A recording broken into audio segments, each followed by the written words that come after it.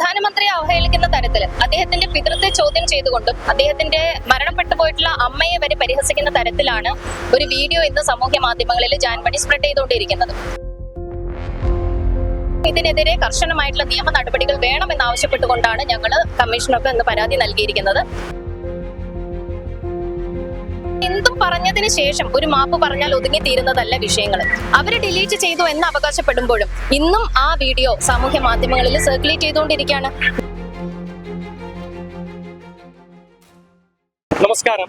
രാജ്യത്തിന്റെ പ്രധാനമന്ത്രിയെയും അദ്ദേഹത്തിന്റെ മാതാവിനെയും പിതാവിനെയും എല്ലാം സോഷ്യൽ മീഡിയ ഇൻഫ്ലുവൻസറായ ജാൻമണി അപമാനിച്ചു എന്ന് ചൂണ്ടിക്കാണിച്ചുകൊണ്ട് മഹിളാ മോർച്ചയുടെ സംസ്ഥാന അധ്യക്ഷയായിട്ടുള്ള ശ്രീമതി നവ്യ ഹരിദാസ് ഇന്ന് കോഴിക്കോട് സിറ്റി കമ്മീഷണർക്ക് മുമ്പാകെ പരാതി നൽകിയിരിക്കുകയാണ്. അപ്പൊ നമ്മളോടൊപ്പം നവ്യ ഹരിദാസ് ഉണ്ട്. ചേച്ചി, ഇപ്പോൾ ജാൻമണിക്കെതിരായിക്കൊണ്ട് ഇത്തരത്തിലൊരു പരാതി പ്രധാനമന്ത്രിയും അദ്ദേഹത്തിന്റെ മാതാപിതാക്കളെ അപമാനിച്ചു എന്ന് പറഞ്ഞിട്ടാണ് കൊടുത്തിരിക്കുന്നത്.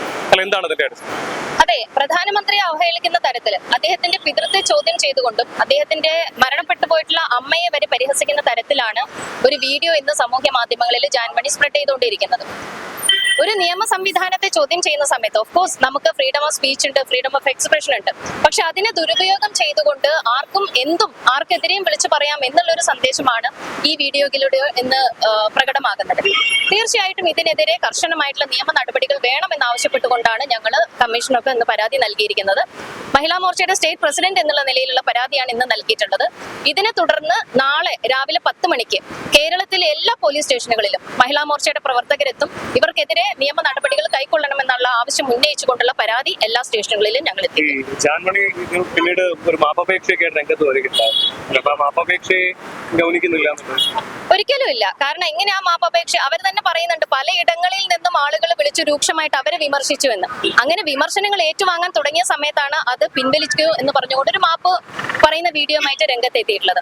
അങ്ങനെ എന്തും പറഞ്ഞതിന് ശേഷം ഒരു മാപ്പ് പറഞ്ഞാൽ ഒതുങ്ങി തീരുന്നതല്ല വിഷയങ്ങൾ.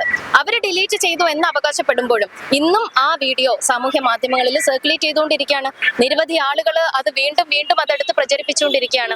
അപ്പൊ അങ്ങനെ വരുന്ന സമയത്ത് ഇതൊരു തെറ്റായ സന്ദേശമാണ്.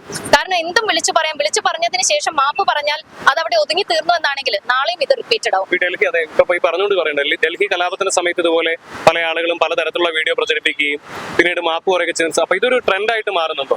വായത്തൊന്നി വിളിച്ചു പറയാം പിന്നീട് മാപ്പ് പറയാൻ.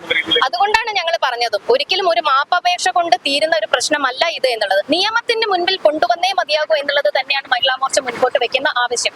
അറിവില്ലായ്മയെ ചൂഷണം ചെയ്തുകൊണ്ട് ഒരു വിഭാഗം നടന്ന് നീങ്ങിക്കൊണ്ടിരിക്കുമ്പോൾ ഞങ്ങൾക്ക് തെറ്റുപറ്റി പോയി എന്ന് പറയുമ്പോൾ ആ തെറ്റ് എങ്ങനെയാണ് പറ്റിയതെന്ന് റിപ്പീറ്റഡ് ആയിട്ട് ഇത്തരം തെറ്റുകൾ എങ്ങനെയാണ് ഒരേ ആളുകളെ വിമർശിച്ചുകൊണ്ടുള്ള ഒരു മറുപക്ഷത്തിൽ നിൽക്കുന്ന ആളുകൾക്ക് സംഭവിക്കുന്നത് എന്നുള്ളത് തീർച്ചയായിട്ടും ഗൗരവത്തോടു കൂടെ നമ്മുടെ സമൂഹം വിലയിരുത്തേണ്ടതുണ്ട്.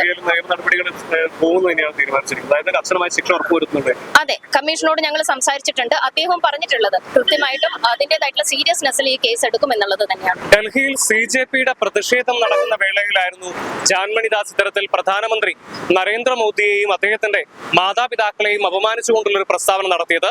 പിന്നീട് ഇത് സാമൂഹ്യ മാധ്യമത്തിൽ വിവാദമായതോടുകൂടി ജാൻമണിദാസ് ഖേദപ്രകടനം നടത്തിക്കൊണ്ട് രംഗത്ത് വന്നിരുന്നു.